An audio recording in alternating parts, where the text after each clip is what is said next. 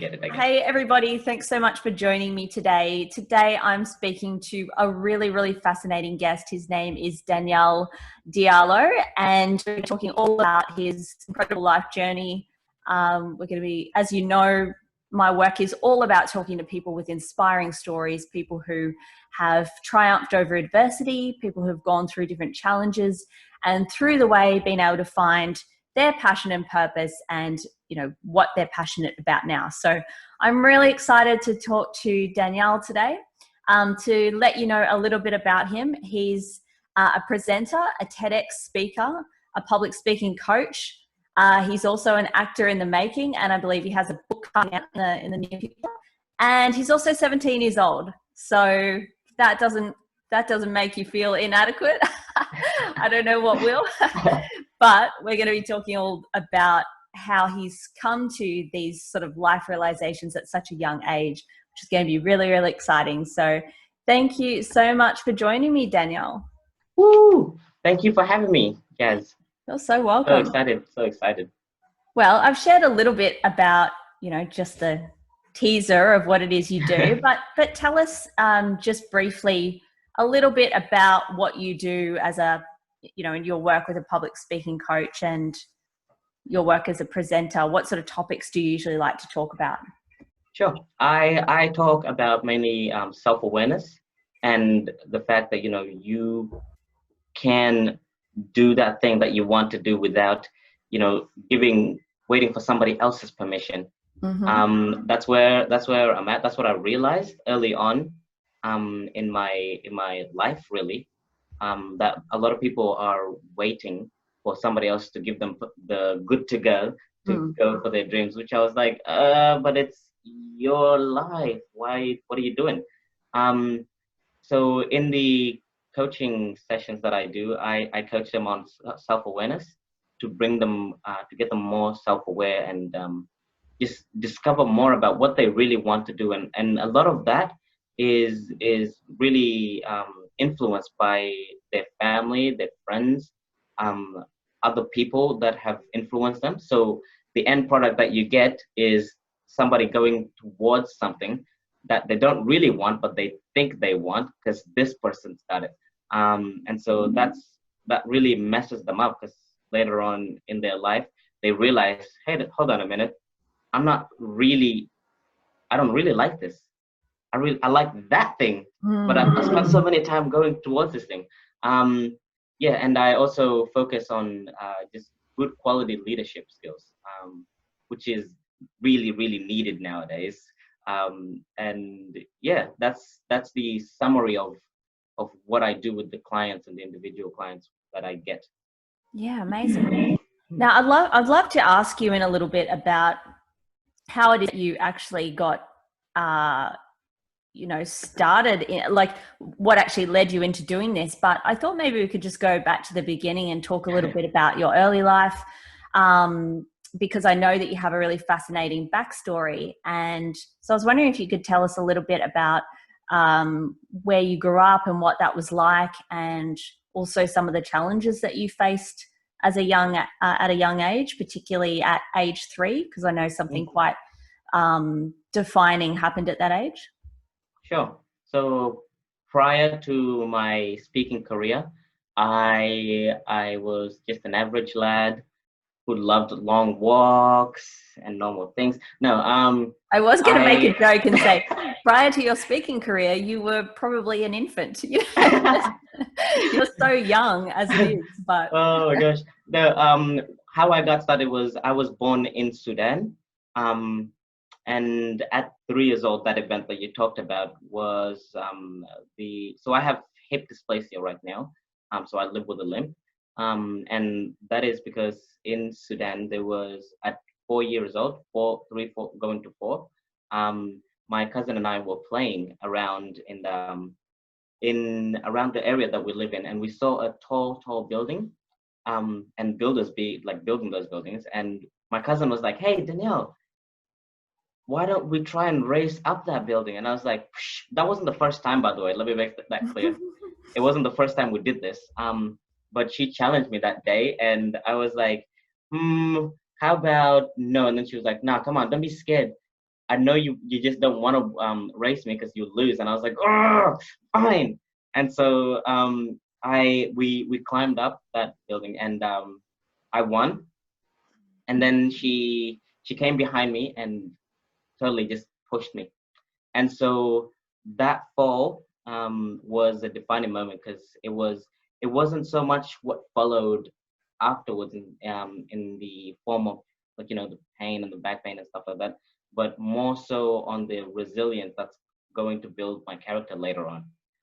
So I was picked up by the locals over there, and taken to surgery, and in and then we moved to Egypt to get the doctors there as well.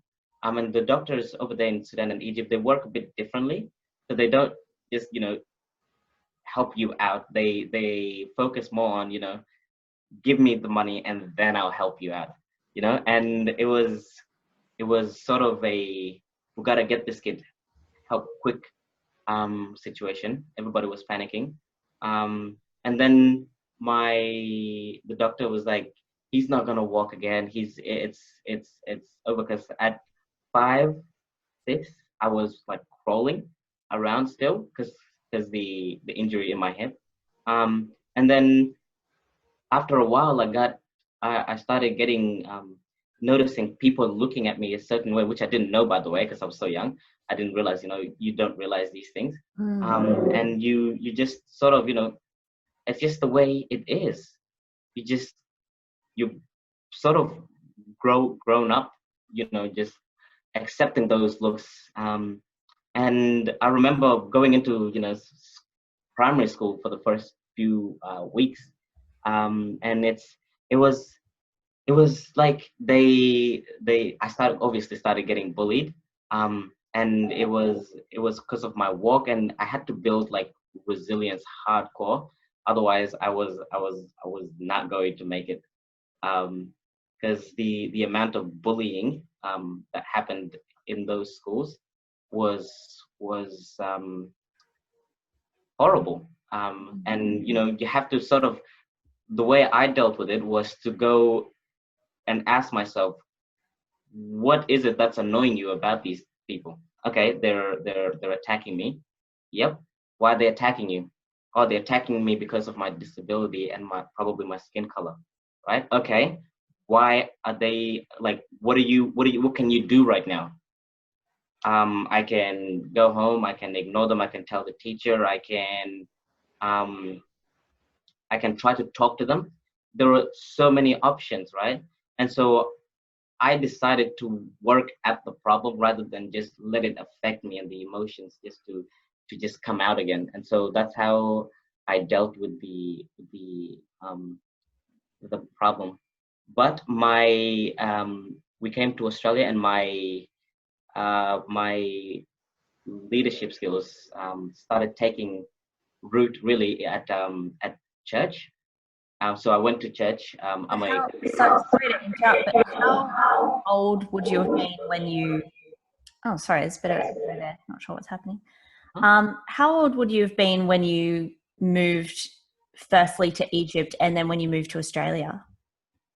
When we moved to Egypt, I would say I was about going into 5, and then Australia, I was 8 years old when I came here, 2010.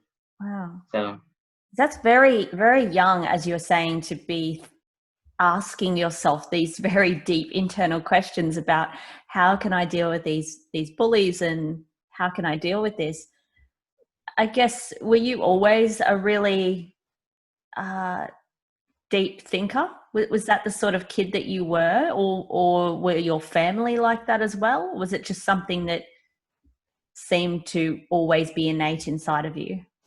I don't know. I've always just questioned things, like, what are we doing right now? We're having an interview, right? But on what? I'm on Earth, which is like a circular thing in the middle of space, right? All these questions just always like blown my mind. Why isn't anybody talking about this?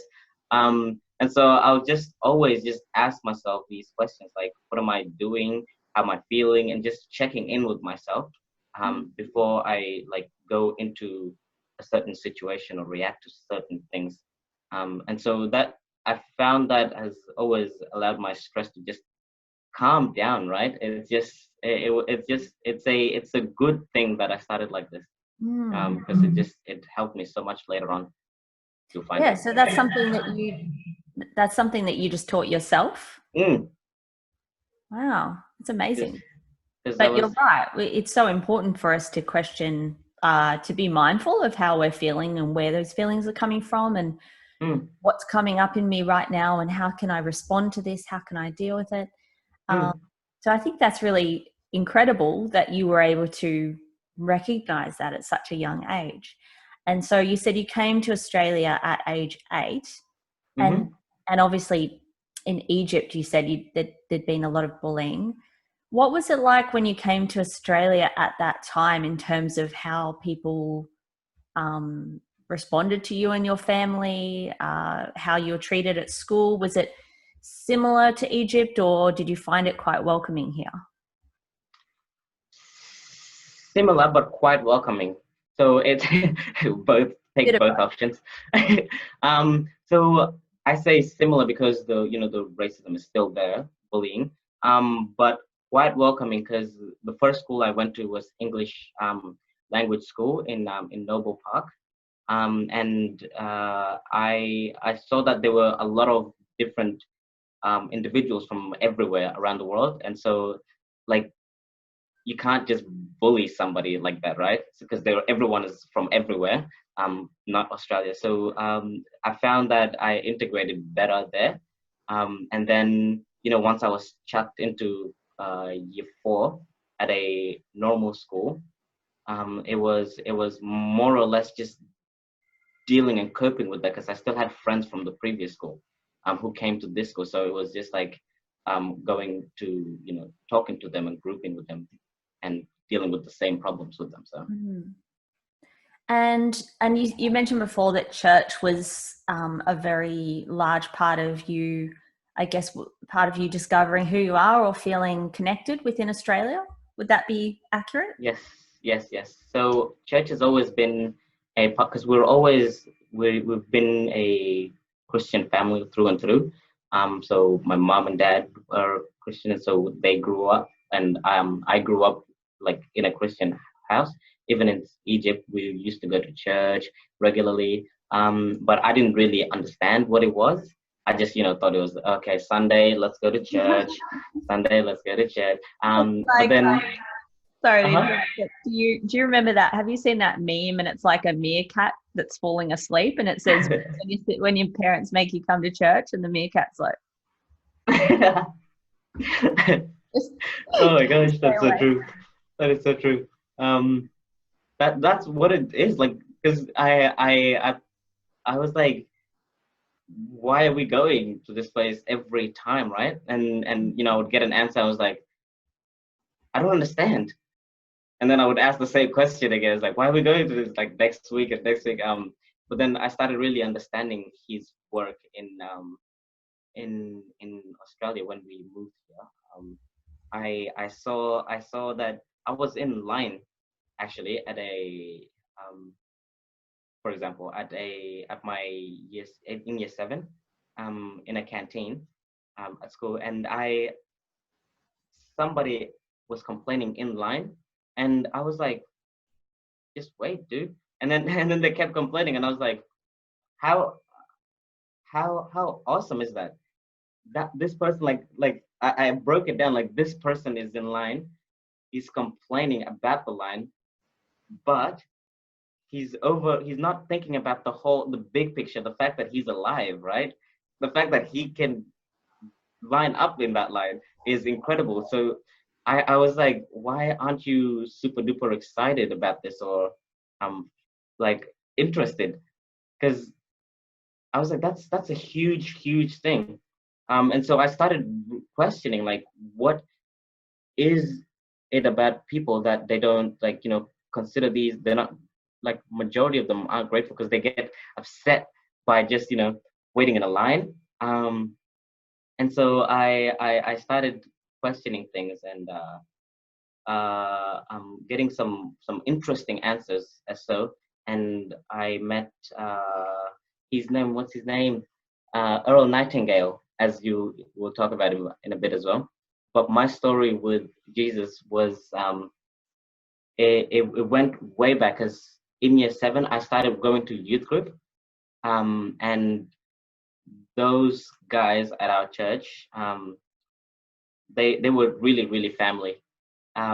They've really like helped, because I started as a junior youth group, Sunday school, and then went into youth leading later on. But they've helped me so much understand the questions about these questions that I was asking, which is awesome, and in a patient way as well, which is truly like helped me later on. So Yeah, I think that, church is a huge connection point for so many people. And mm, in the work that I do, I work with a lot of people who faith is very central to their healing journey and to their ability to overcome some really traumatic things and to build resilience. I mm, also work with a lot of people who've had, they have been hurt by the church, and there's a lot of, there's a lot of hurts there. So mm, I think but I think it's important to talk about both sides. Christianity and church has sort of had a real media bashing in the last couple of years, and mm, I'll be the first to say that it's incredibly important to talk about abuse wherever it happens. So if it's within the mm. church, Catholic Church, wherever it may be, we So need true. to talk about it. So But I true. do think that it's sad that we don't often hear as readily about positive experiences that people have had with church. And like I said, a lot of my clients will talk very, Negative. we'll talk very honestly about, the issues that they've had with churches or with their faith. But it's also important to talk about, how faith has helped people to heal or to bring them into a community. And it's really great that you and your family had that, especially with moving to a new country at such a young age. I can imagine that would have been really quite scary to do. Mm, That's great that, yeah, you had that church family there to support you. Um, yeah, so you went through high school, and you were sort of starting to understand a bit more about, I guess, the way that you ticked and the way that your mind worked, and recognizing people's, I guess, mindsets or the way that they reacted to things. mm. So when was it that you actually started to think, I guess this is probably a two-part question. Firstly, when was it that you started to think, hey, I think I might really like to get into some sort of career where I'm working with people around mindset? And then how did you actually get the opportunity at such a young age to start working towards that? I'll tell you. Good question. I started Googling stuff, and I came across this guy named Earl Nightingale. And the one of the videos that I watched was the fact that he says, I'd like to tell you the greatest secret in the world. And in that, he breaks up the reasons why individuals don't get what they want usually, because they don't go after it wholeheartedly. And when they do go after it, they almost like sabotage themselves, because they're afraid of, what if I get it and I'm not ready, and then they start saying, oh, actually I better not do that. And it was interesting, because he broke down so many concepts that I had questions about, and it helped me really see the world in a new perspective. It was one of those things that you sort of watch it, because I was, yeah, pretty young when I came across him. I sort of watched it the first time, and I was like, awesome, this dude is boring. Like, he said some good things, and he's really preaching, but he's really boring. And then I kept coming back to it, So though. funny that you said that, because I was just about to ask you, do you ever have, like, you're so mature for your age, and I was just thinking before, I wonder if you still have those like teenage moments where you're like, boring, but you just answered Oh, that right he, then. he was so boring, and I realized he was so boring Not only because I said it was boring, but because I showed it to my friends as well, and they were like, "Dude, get it away! That it's not even HD." And so, what is this? I was like, "No, just listen to it." But in the video, he talks about how some people, like let's say 100 people graduate, start at the same time, same point. Um, Only a few will get what they really want because a few is really aiming for something they've planned before. And that was a really, really important concept to me because I was like, wait a minute, I plan where I want to go. Wait a minute, you mean I'm in charge this whole time? Wait a minute, I gotta get start planning. And so I started taking really like control, and I wrote like a planner saying what kind of person I want to be, and what do I really want, and what am I going to do to get that. I laid it out very, very early, and it's interesting to see how it's where we are now. So Yeah, that's amazing. But I mean, it's one thing to sort of recognize, oh, okay, I can be in control of my own destiny in my own life. mm, But it's another thing to then, firstly, make the decision and have the motivation to say, I'm going to pursue that. And then it's another thing entirely to actually be able to do that. And I would say that a large part of people being able to achieve their dreams is quite often comes down to having the right support network or the right mentorship network. So did you were you able to seek mentorship or support from someone in that space to then be able to show you how to start moving towards that, or did you just start on your own to pursue getting into public speaking and all those things? mm. So I didn't start in public speaking. So I started in e-commerce, and before that I was playing soccer, and I was whatever I was doing, I was going all in on it until I found another thing. So I've really stumbled into public speaking, if I'm being honest, because once I started playing soccer, I was told, by the doctors, your hip is going to get worse if you keep going that way. And so I was like, ah, man. So I kept playing, and then and then it got worse. And then the doctor was like, "Dude, you gotta stop. I'm being serious." And so I was like, "Fine." Um, then I went into e-commerce. So now that's another story by itself because I love sport, but I love selling things because I was getting into business that time as well. And then making that website was a bit of a hustle by itself because while making it, I got a lot of negative feedback from the people around me because I was spending so much time on it, and it wasn't going anywhere. And so I was like, oh, should I give this up? Should I listen to them? But I didn't because I was like, you know what? I'm not doing this for them. I'm doing this for me because if I, you know, quit now, I'm gonna always have that thought of what if. And so I kept going with it and I published it, and got a few sales, and then reached out to the council. That was a different move. Yes, I know. I reached out to the council to ask them for advertisement, and they were like, "Holy heck, this guy is so young and he's running a business."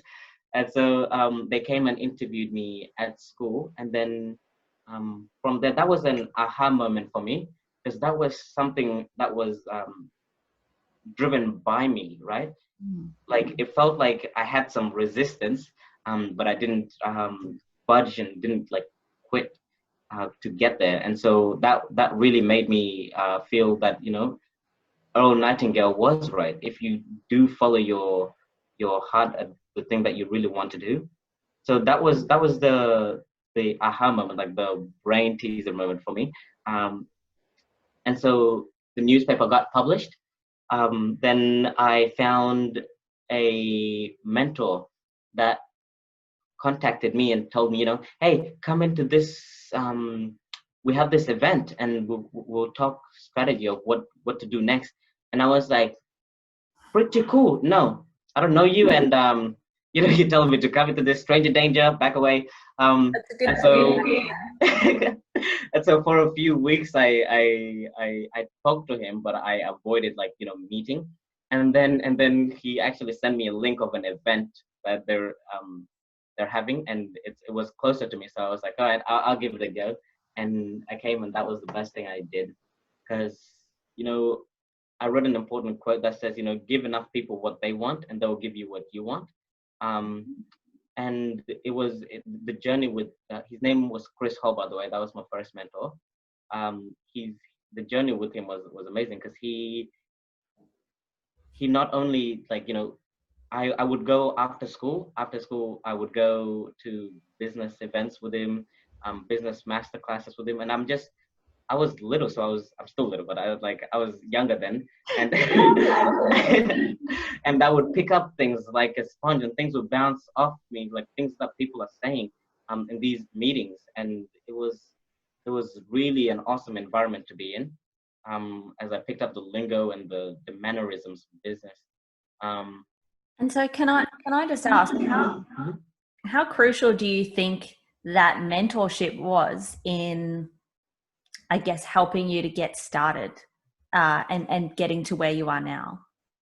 I would say very, very important, because he not only I put myself in a position where I can grow, right? So I wrote a story by a Japanese artist, actually, where he bought a huge canvas to draw on, but then he only drew like little birds at the corner of the page. And the news reporters asked him, are you going to use the rest of the canvas? He was like, no, no, no, I got to give the birds room to fly. That's what I did with the going on to meetings, because he can invite me, right? He can invite me anytime he wants, but it still has to be on me to go and to listen and to, like, you know, let those ideas sip in. And so which is what I did, right? And so he was really guiding me in the direction of, you know, growth, which I really needed and I really wanted as well, because I was after personal development at that time. Mm. Still am. The reason I wanted to ask you that is because a lo- there's a lot of talk just in general, but especially in entrepreneurial spaces about, just try, if you just work really hard, you can achieve anything. If you have Mm, a goal, you can achieve it. And yes, if you have a goal, and you work really hard, I would say you have a increased advantage and an increased opportunity to achieve that goal. But mm. I also think that a lot of people discount the importance of having a mentor or a Mentor, support network. absolutely.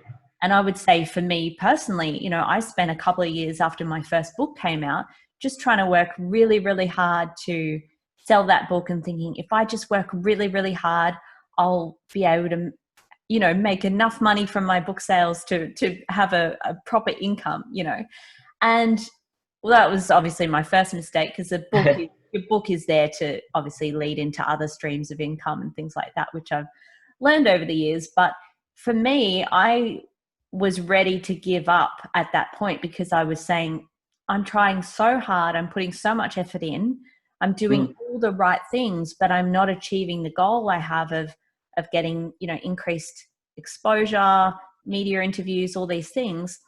And it wasn't until I actually went and got a mentor and worked with, a business and a PR coach, that I actually discovered my business and created a proper business, and then was able to start, earning a proper, start earning some sort of income and growing that. But I mm, just think it's important for people to know about how powerful it can be to have somebody to support you, and you don't actually have to do everything on your own. You can mm. actually get so much further and grow so much more quickly if you have somebody there to guide you. And so that's why I was interested to hear, especially at such a young age, about how it's, because I think we don't ever hear of a 16 or a 17-year-old having a mentor. But I'm interested to hear from you. Do you think, looking at your peers, that everyone in high school should have some sort of mentor to talk to about what they want to do with their career in the future. Absolutely, absolutely. I always say, you're not a few years away from achieving that thing that you want. You're a few actions away from achieving that. And getting a mentor is really crucial because they've already been through the hard roads, right? And so they're just telling you, if you get them, they're telling you, hey, don't do that, do this, do that, do that. Hey, it might be awesome if you do this. It might lead to this. So it's really crucial because they shortcut your path really to rather than you having to go through what they've gone through.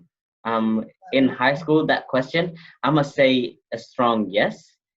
Especially if you know what you really want and what you really want to go after. If you don't know what you really want, try out a bunch of stuff, right? You don't know what you like. Like, do I like chili? Do I not like chili? I don't know if I don't try it, right?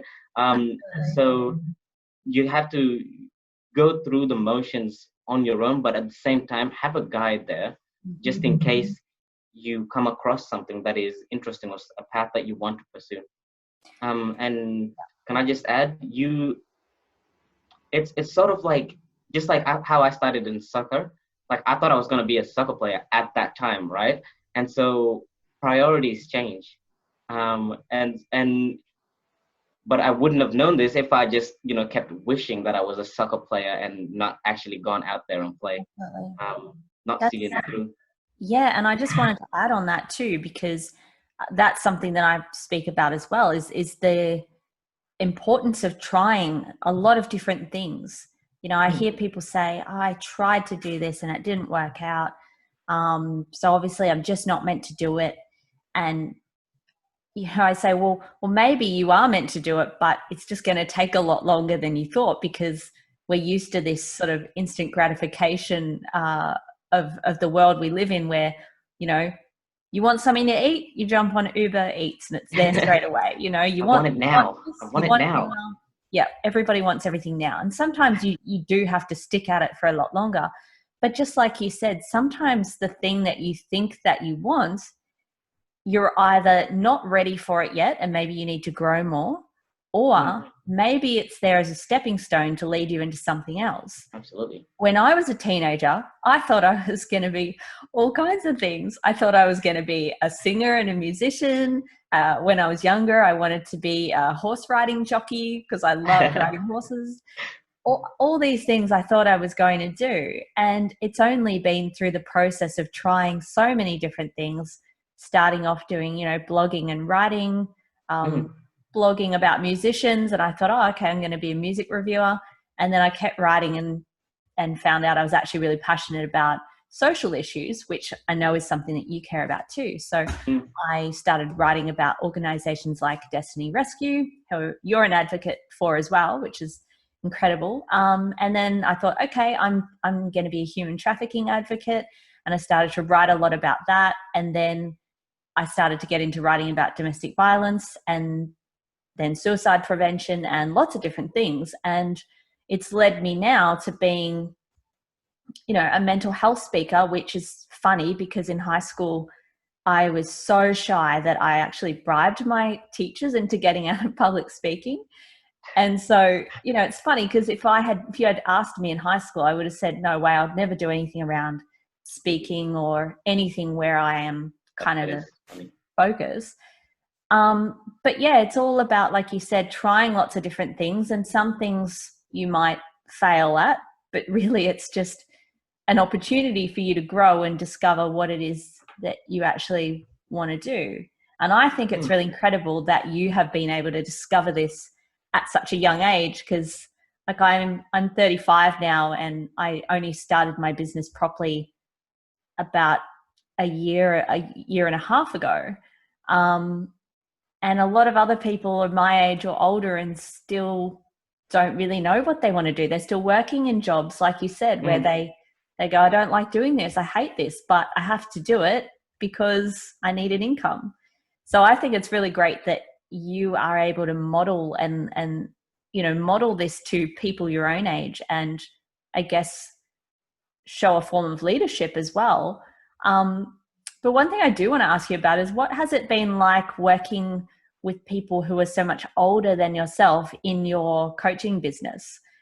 You know, have you ever had those moments of, oh, am I, you know, could I really be giving advice to someone that's older than me? Do you ever have those self-doubts creep in? A lot of the times, a lot of the times.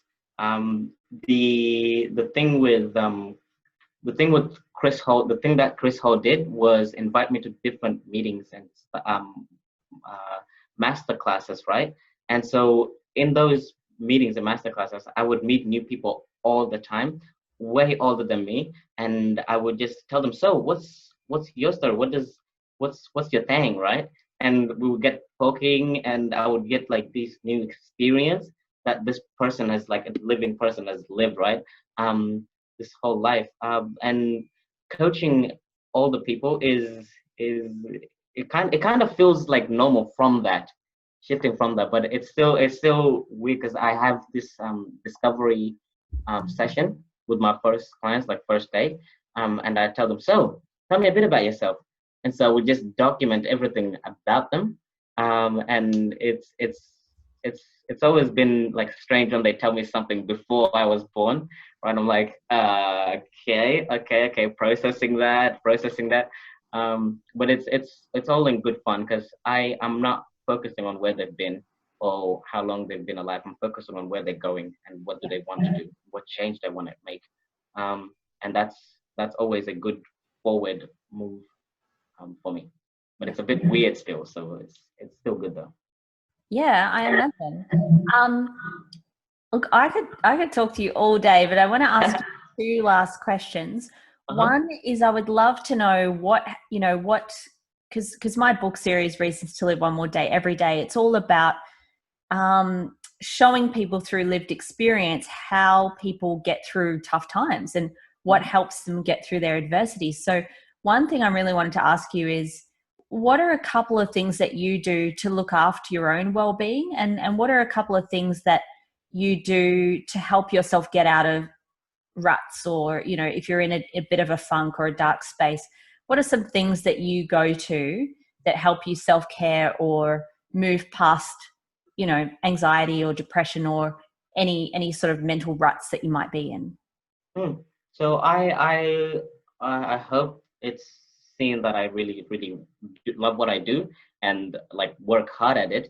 But I don't like punish myself. Like I don't say I have to do this now. I have to put in a lot of hours. Ugh! Like I don't punish myself because if I need a break, I really take a break. And one of the things that's been drilled into me is there's no end age, Danielle. This is going to keep going, right? Push it forward. And so I started looking at it rather as a marathon rather than a run, a quick sprint. And so that has helped me calm down as well. And one of the things that I want to drill down to everybody that I meet is to just audit yourself. Audit yourself. Just talk to yourself constantly. How are you feeling right now? You good? What could do today go better? Could it be better? What could have made it better? Right? Talk to yourself more, and you just start like attracting different things into you that are beneficial for you and what you want to do. And also like it's really important when you're in a really dark situation, which I've been in quite a few times actually. But it's really important to just like step back, you know, just just step back, go for a walk, think about it, or don't think about it, right? And just walk, breathe, calm down, chill. You're still alive, right? That's the main thing. You're still alive. Just relax. Um, and then come back into the situation, and it will be less extreme if you just take a step back, ask yourself a few questions, then come back into it. That's what helped me move forward. Awesome. Well, where can people find out more about you if they want to follow your work or maybe even work with you? You can contact me straight up from Facebook, Danyal Diallo, or DM me on Instagram at Mr. D Diallo. I also just have LinkedIn. Contact me through there, and really excited to work with you guys. So Yeah, awesome.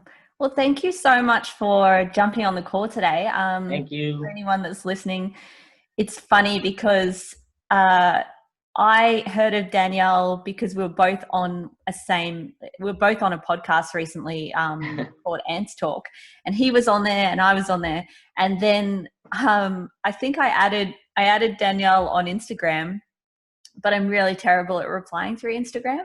And so he wrote to me and was like, "Hey fam, thanks for connecting. Great to meet you." And I was like, "Oh, I'll reply to this," and then just like forgot. And then I saw him on Oh, avoided me. I saw him on Facebook recently and was like, "Oh, I must connect with him," and sent him a message. He sent me this cheeky message about, "Oh, it's a shame you've been ignoring me for so long." It's quite funny. uh, Yeah, it's been great talking with you, especially someone who's passionate about a lot of areas that I am, resilience, mental well-being, Destiny Rescue as well. Like I'm obviously, I'm a ambassador for them. Done a lot of events for them over the years as well as you have. So I think it's really fantastic that someone of your age is helping to spread their message to younger generations as well. Because I heard you do an interview once and you were saying that kids at your school, they sort of weren't really that interested in hearing about human trafficking and issues like that. So I think it's really great when someone who, is a school student or university student can just break it down for their peers and make it a little bit more understandable for their own age group. So I think that's fantastic. So yeah, how I started with Destiny Rescue was through school. Actually, they introduced me to the organization. So when we do like usual events at school, donations, it goes towards them. And then one year when I was in year 12, I was like, why don't we just invite somebody from Destiny Rescue to come and talk? And so we invited. I think she was the director at the time, or like one of the managers, like speakers. And so she also, like a few days later, she contacted me. Danyal, we have a special speaker called Elmo as well, and he's from the A team that goes into rescuing these kids in Southeast Asia. And I was like, oh, really? Bring him in. And so when he came on, he talked to the kids and he showed like images, and the kids were really uncomfortable, but they were usual normal age kids. At the age it was appropriate for them.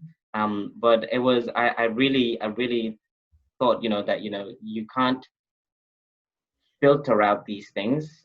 You can't just ignore them, right? It's happening. It's real. You got to talk about them, and you got to try and solve them somehow. It's just not right. And so afterwards I asked Elmo, right? I asked him, "You're awesome, right? You're part of the A team. What does that feel to you? Like you're like you're a hero." And he was like, "Yeah." And I was like, "Is there like glory in that? Do you get satisfaction? Do they give you stuff, right?" Because I was interested, like, just give me stuff. Like, do they give you stuff? And he was like, "Oh, actually, you get more work rather than anything, because they know that you're effective and you want to help people, and so they give you more cases and more work and more kids to help." And he said to me, you know, helping these kids out is is should be these kids should be safe. It should be their right to be safe. Like, it shouldn't be. It's non-negotiable. And so the fact that this is happening it's outrageous. And I was like, oh my gosh, he's literally attacking this cause. And it's incredible to see him at work, and to get to know him. Like, I talked to him while he was walking out towards his car, and I was like, oh, glad to have had a chat with him. He's an incredible person. But it's right. Like, it's there's no better there's nothing better than having a chance to have a chance at something. That's the most important thing. If you have a chance, you can do it. Yeah, I've heard you say that before, and I think it's so, so perfect and so accurate. Is that we all are given a chance to do something in life. And Mm, for many of us, you know, some of us come from backgrounds where we're kind of held back and we don't have that running chance, but mm, we all have a chance and an opportunity to do something with our life. Some of us may have come, like I said, from those difficulties. Some may have gotten a head start and were running across the field with you know, no no issues, and others of us are limping or dragging ourselves along. But we do all have an opportunity to make the most of our life. And mm. yeah, and I think that's really important for people to understand. So yeah, it's been fantastic to talk to you today, and Thank thank you for you. sharing about your life and so many things that, yeah, all the amazing things that you are doing. And I'm sure that there are just so many more incredible things to come for you. So Thank you. I'll definitely be keeping up with your journey. Thank Um, you. so if I'm just going to chat a little bit now uh, to my audience, but you can stay on, or if you need to go, you can go. It's up to you. Just let me know. Bye. Have a Bye. great guys. Have a great day, guys. Have a great day. Oh, how awesome was that? He's so cool. Well, I really hope you enjoyed that chat. And yeah, it was fascinating to talk to Danyal. As some of you know, I am actually, and this is what I want to talk to you guys about, actually working on the third and final volume at the moment of Reasons to Live One More Day Every Day, which is my book series that I started in 2017. I've released 2 volumes so far, and I'm working on the third. The reason I wanted to talk to Danyal was because he really, really fits in with the ethos of Reasons to Live, which is all about sharing stories of people who've overcome adversity and gone on to find, you know, their passions in life, and gone on to achieve things that they're really proud of. If you follow my page, you'll know that I am currently working with the final group of people for the third and final volume of Reasons to Live. So with the work that I do, some of you may know or some of you may not, I do writing mentoring for people who want to learn how to write a book. So people with incredible stories that want to get their stories out into the world, we work together to write their book. Now, for some people, obviously there are some people who are not ever likely going to have the chance to write a full book, either because of, you know, finances or time, or maybe they don't have the skill set to do so. So for those people, every 2 years, for the last couple of years, I've been working with small groups of people, everyday people with incredible stories, and helping them learn how to write their story as a short 3,000 word chapter. And then I've been taking a selection of those stories and printing them in my book series, Reasons to Live. So at the moment, I have 1 or 2 spots left, and I would really, really love to give that to some aspiring male writers. It's really important to me to get male voices out into the world, especially with, you know, reducing the stigma around mental health. So if you are a man, or you know of a man who has come through incredible adversity, and you want to learn how to, you know, you want to work with someone to learn how to write your story, then please send me a message. You can jump on here or send an email to info@jazzrawlinson.com. Like I said, I'm holding a couple of spaces, 2 spaces left for men who have, inspiring and interesting stories of triumph over adversity. So if you want to learn how to write your story and you'd like to see it published in the final volume of Reasons to Live, just send me a message. All right, I hope everyone's having a brilliant week, and please let me know what you thought of this interview. Please go and check out Danyal because he's incredible, and I will talk to you guys later. See you later.